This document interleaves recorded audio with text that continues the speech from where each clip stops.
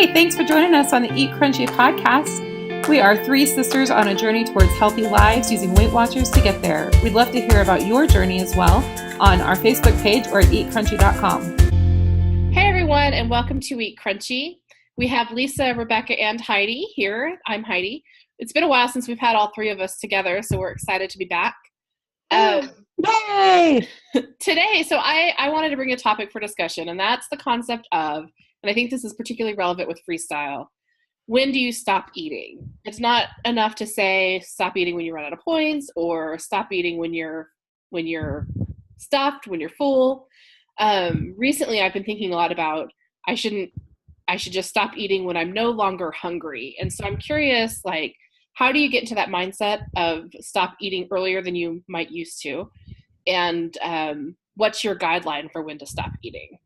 And this is really important, especially with freestyle, because we have so many more foods that are higher in calories than, say, fruits and vegetables that are now 0 points, and sometimes we call them free, even though that just sort of reaffirms this mindset of, oh, I can have however many I want.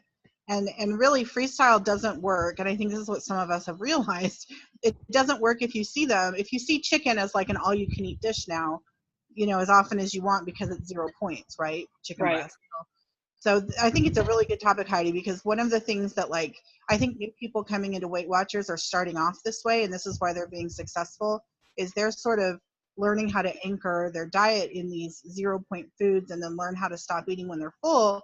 And if you started Weight Watchers like we did with Smart Points, we I know theoretically I was supposed to stop eating when I was full, but I really stopped eating when the Smart Points were running out. Right. So and there were times that I might have, I love mandarin oranges and I was having like 10 a day. And that's fine when it's fruits or vegetables. I never chided myself for having that many, but when it's 0 point chili, that's a little bit different. Yeah. Well, that's one of the things that I noticed happened for me when I started Weight Watchers originally. Is it was a side effect of following Weight Watchers, was that I noticed that I wasn't stuffed or over full. And that wasn't an intentional thing. It just kind of happened. And then I noticed, oh, this is one of the things I'm learning, is that part of with the points is that I'm eating until I'm full and that I am done eating. And yeah, like Lisa, like you said, I've not been as successful with that with freestyle. And so, it's something I've been trying to remember how to do. Yeah. So for me, I've been telling myself, like, because I work from home, I can walk into the kitchen anytime. I can get food anytime. There's always food available. I need to eat until I'm no longer hungry anymore, because I can 2 hours later go get another snack if I need to. I don't need to get it all in now because I only have 30 minutes before, like a teacher, for example, you only have 30 minutes before you have to get back to class and you're going to be busy for the next 5 or 6 hours. And so I've been really working on trying to be really mindful about my eating and giving myself time for the brain and the stomach to connect, for the stomach to recognize that it actually is full. Well, I'm really not full, but it's not hungry anymore. And I find that takes a lot of time. I think I read a long time ago that it takes 20 minutes for your brain to recognize that it's got food in its stomach, kind of thing. Like it's not from the minute you put the food in. And so I've been like, I'll have a little bit to eat, and then I pause and I take some water and I pause again. And I've been trying to do that more frequently because I feel like I'm more mindful about it. Mindful, I think, is a good word. One of the realizations I had, I guess the past couple of weeks, but it's been really more prominent for me this last week, is that I developed a skill that I think is not a healthy skill, and that I can kind of disconnect my mind from my body. And so, for example, if I have, a really bad ache somewhere, if I hurt my knee or I have a stomach ache and I'm at work, I'm really good at kind of ignoring that pain and focusing on what I have to do, and just kind of powering through that. What that has to do with my stomach is that it means that I don't think that my mind and my stomach are always very connected to each other. And so I can eat, and it's like there's no stoplight until it's gone too far. And I started doing meditations this last week. And one of the benefits of that I noticed for me was that it was helping me to kind of reconnect with my body. I think as part of that, I also don't get hungry. I'll have times that I'm hungry, but other times it's not like my body is saying, hey, Rebecca, you're hungry. I recognize I'm hungry, 3 hours later when I have a headache and I realize, oh, I didn't eat. And so sometimes I have to just schedule time that this is a time that I'm eating so that I don't get to the point that my body is literally starving and I just have to stuff myself, or I feel like I have to stuff myself. Oh, that's a good point. Yeah, I was just thinking about hunger cues because I think when I wish I'd looked this up before we started this, because I remember reading in an article about how when you're trying to lose weight and your body starts to think that it might be in starvation mode, or maybe you passed your set point, something like that, and so it tells you that it's hungry when you're really not hungry. Do you guys remember this? I feel like there's lots of articles about this. I just haven't. I just didn't look it up before this, but I do think that understanding what real hunger is something that I'm trying to get used to. That there's a difference between craving and hunger, and then there's a difference between being thirsty and being hungry. And sometimes I think I'm thirsty, but it feels like hunger. The other thing is, so I've talked about this a lot because this is a theme for me, is deprivation. Part of why I'll look at the schedule for my day and I'll think to myself, okay, well, if I don't have a lot now, I'm not going to eat for a few hours. And not even kidding, this just happened today. Okay, I was getting ready to go to church today, and church for us is a 3-hour block, and for me it's about a 30-minute drive each direction, so it's a 4-hour commitment. So I had my lunch, and I actually had the thought, maybe I should grab some granola bars and put them in my purse. So I get hungry in that 4-hour block, and then I thought, Lisa, it's 4 hours, and then you're just going to come home anyway and have dinner. And so, but my mind, it just goes there. I can't. It's just how it is. It just goes there. I just think to myself, when am I going to eat again, and am I full enough for that? And so it's almost like I'm like proactively eating for like future hunger, and I need to not do that. I need to eat until I'm full now, and then I need to have a way to deal with the hunger in the future, or learn to be okay. It's okay to feel hungry. Yeah, we're not starving. We're a little bit hungry. You can go an hour, 2 or 3 hours, whatever. You're fine. Your body's fine. But for some reason in my mind, I just think I associate that with, I don't know what it is. It's a weird thing I'm trying to break, but I associate that with a need to just really eat a lot of food so I don't go through that feeling for some reason. So it seems like hunger for you is really uncomfortable. Yes. Or just mentally. The fear of hunger. The fear of hunger is uncomfortable. Yeah, it is for some reason. Yeah. Well, and your point about water, I think, is well taken too. I'll feel like I'm starving, and then I realize I'm just dehydrated and I'm really thirsty. Or, for me, I do tend to get into something and then I'll forget to eat, and then I overeat what I'm eating again. And so it does help for me to have kind of regularly planned meals. But one thing I noticed with that too is sometimes now I mistake headaches for hunger headaches instead of just a headache or dehydration headache or stress headache. And so making sure that I'm drinking regularly throughout the day is one thing that I think can help with that too. Sometimes I'm better at that than others. Yeah. So the real benefit to me to being more mindful about my eating is that I feel like it makes dieting so much easier later. Like your stomach eventually gets smaller because it's not used to being expanded every meal. And so after a certain amount of time, I don't know how much, I noticed it, like after about a couple weeks of eating smaller and being really mindful about how much I'm eating, my stomach doesn't need as much to feel full anymore. And so I feel like that's probably the biggest benefit, because then it makes it so much easier to just eat smaller meals down the line. Yeah. And along with that, when you've been eating healthful for a while and maybe you've worked on at least some of the cravings, sometimes I'll think to myself, oh man, I'm hungry. And then I think, okay, go make yourself some oatmeal, or go have legitimately hungry. Yeah, if you're legitimately hungry, you'll want that food. And maybe I'm not that hungry is always my reaction, right? But if there was chocolate, I would have it. So when we were younger and our mom was going through kind of one of her ways of helping the household improve, if you guys recall, she had that big pot of potatoes. And every morning she would boil a pot of potatoes. And then if we were hungry, she would say, well, if you're hungry, go grab a potato. And we were like, gross, who just wants to eat a potato? And that's what you just said, Lisa. I heard her voice coming in my mind of, well, if you were really hungry, you'd eat a potato. Well, that's true. Obviously food has a broader it's a sensation of yumminess and that and satisfaction. I mean, it does more than just sort of nourish our bodies. It's an experience, and you want to have the taste, experience the taste, and so sometimes I guess just trying to remember that what I'm really trying to do is just nourish myself. That should be the main focus. Yeah. Well, and with that in mind, I think about when are the times that I overeat and that I'm not mindful about eating. It's when I'm watching TV and I'm just not focused on actually eating, or when I'm working and I'm just kind of eating while I'm working, or it's when I'm in a social situation and I maybe eating just because everybody else is, or because there might be awkwardness in the social situation. And trying to be particularly mindful about those before they happen. So if I know that I'm going to need to work through lunch, like I need to be really good about menu planning or meal planning that, so that I know that it's not something I can overeat on. Yeah, and you and I talked about food addictions a few weeks ago. So at the end of last week, after I had my first week at my new job, I was driving back home and I thought, man, I should celebrate with ice cream. Okay. I should celebrate with ice cream because, man, I deserve it. And it's really good and yummy. And I was talking myself into it, and I thought, I'll only have a cone.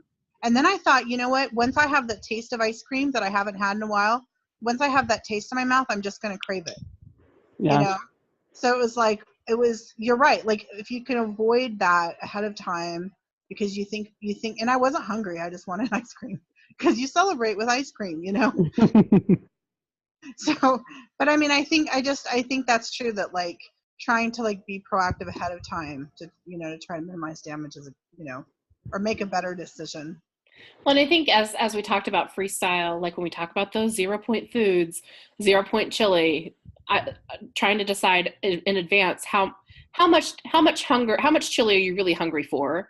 Maybe 2 bowls. Maybe you're legitimately 2 bowls hungry, but then stopping after 2 bowls, letting yourself feel full, and walking away, rather than being like, it's 0 points, I could keep going.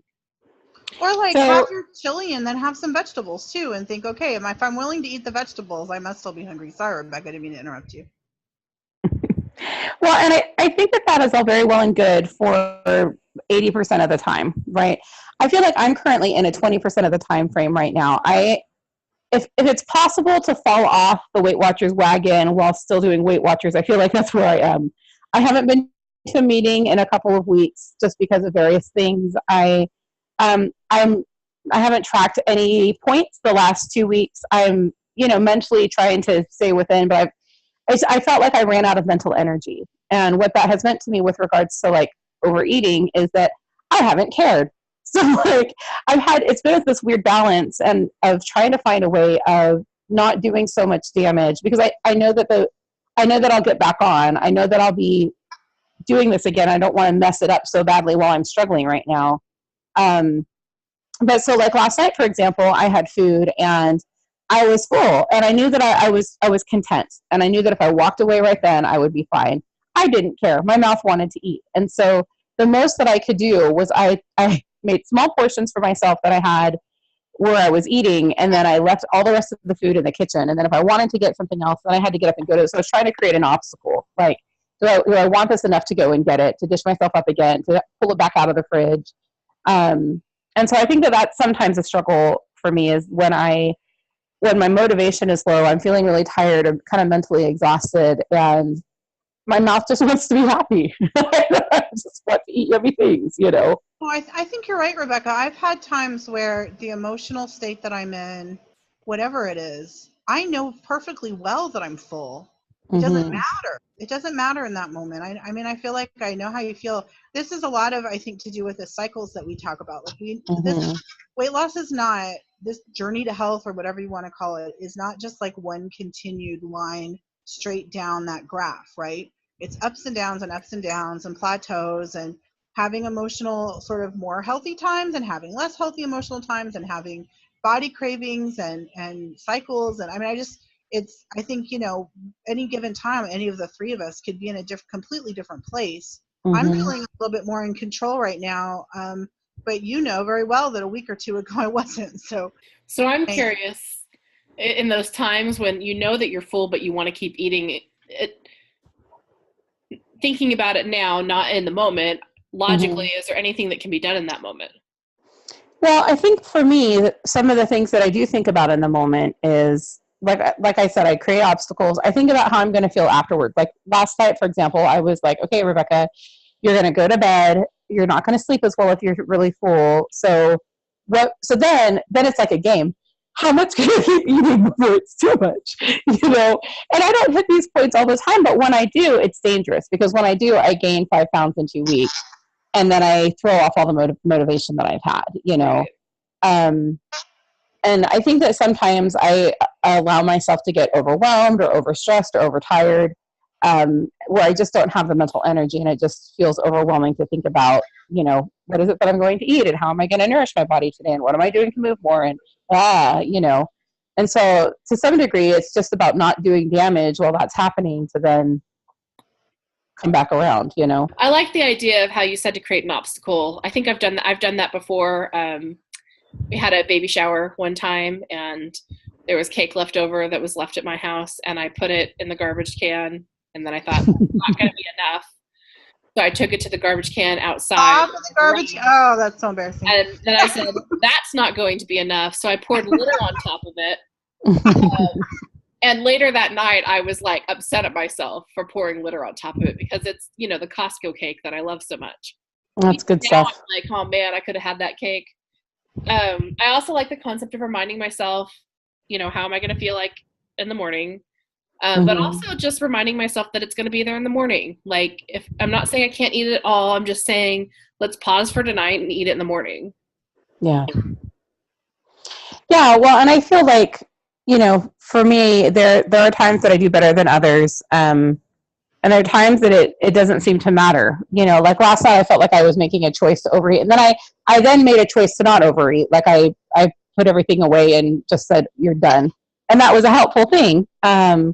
I think that one of the things Weight Watchers has taught me is that is what it feels like to feel full versus stuffed. And I think that having had that education for the last year, that I am more sensitive to that than I used to be, which means that I don't go off as badly as I used to go off. But there are those cycles, and I don't know.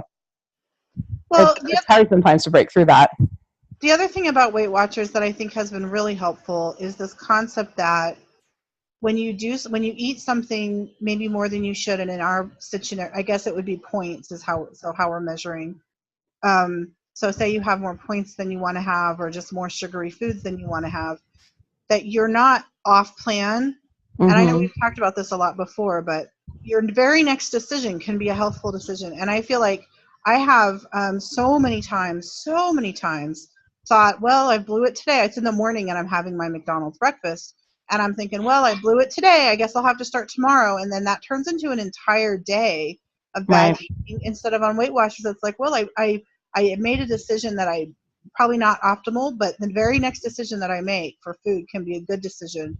And you don't go off plan or on plan. You're always on plan, even when you're just having more points than they've allocated for you.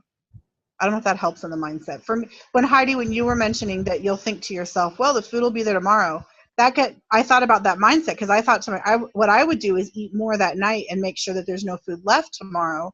Because I'm starting over tomorrow. Yeah, I'm starting over tomorrow. I got to have a fresh slate, so I better finish the cake off now.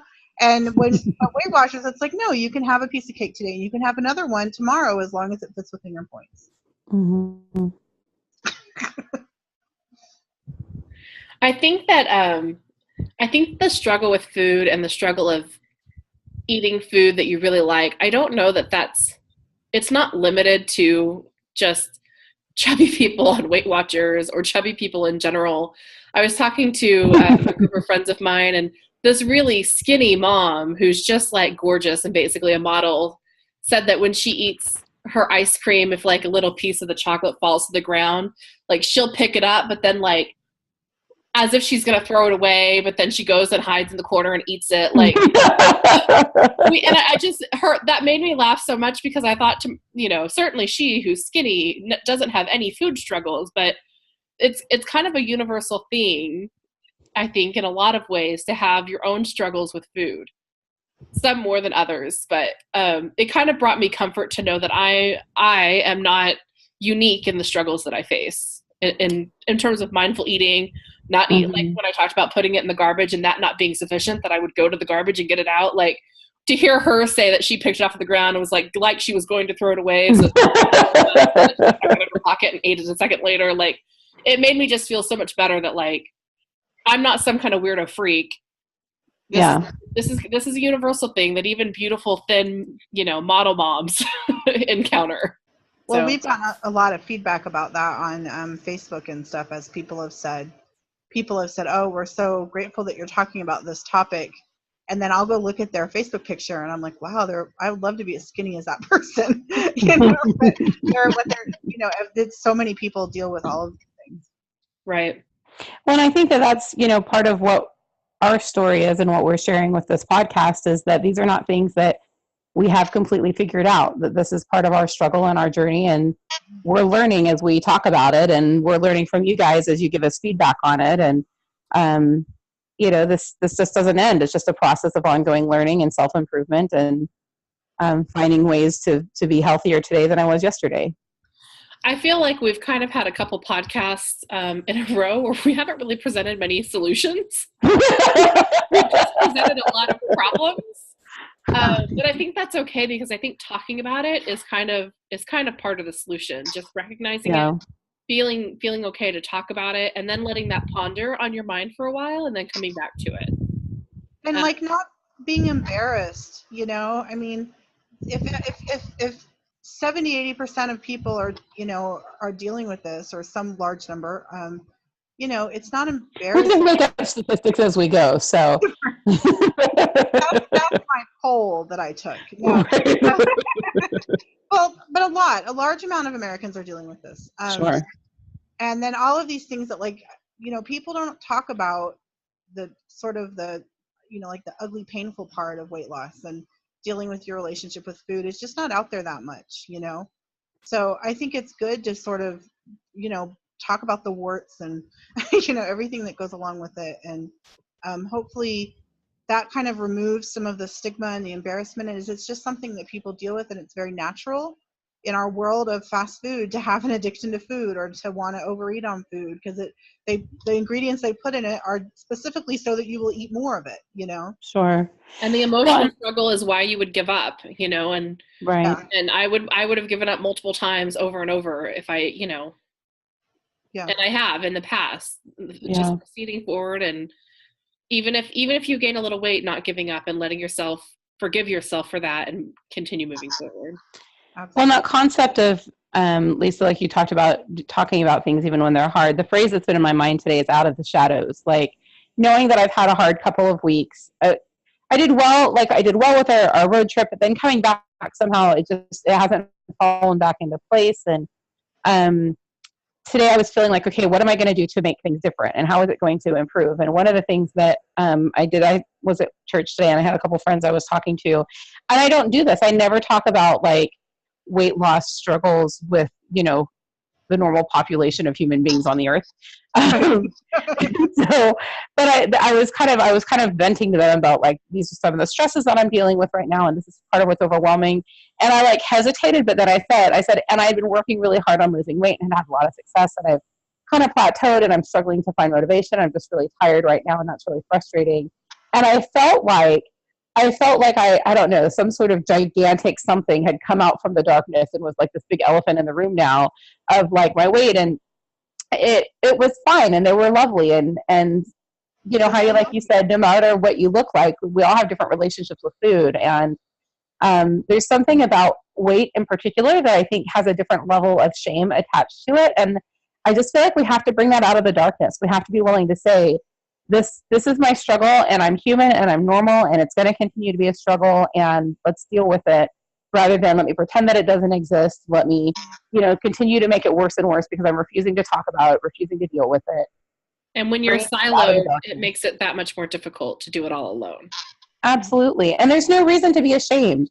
I feel like I'm getting on a soapbox. I'm trying to control it, but I feel like there's no reason to be ashamed of being overweight. And I think that in our society, we associate that with, that there are these labels of, well, then you're not as smart, or you're not as efficient, or that you're not as active as you might normally be. And you don't have self-control or you don't have willpower. That's crap. All of that is crap. And what it comes down to is that some people are more overweight than other people, and some people are more slender, and some people are more muscular. And we all have different struggles and different things that we're dealing with. And there's nothing wrong with saying, I deal with the fact that I am overweight and I'm trying to improve. And if allowing, if someone wants to provide judgment on that's, I've got to be willing to like let them do that and still be willing to talk about it. Right. Jumping off my soapbox. Good soapbox. No, not related to this topic. Sorry about that. But I feel like there are a lot of ribbons that people wear for different causes, and a lot of things that have been coming to light and different struggles that people have. I'm waiting for the weight loss ribbon. I'm waiting for I'm an overeater and I'm willing to talk about it ribbon, where we're able to say like, this is a struggle that I have and it's okay that I'm having it and I'm equally as valuable as a person. We can make a ribbon. I don't know what color it would be. There's a lot of colors already.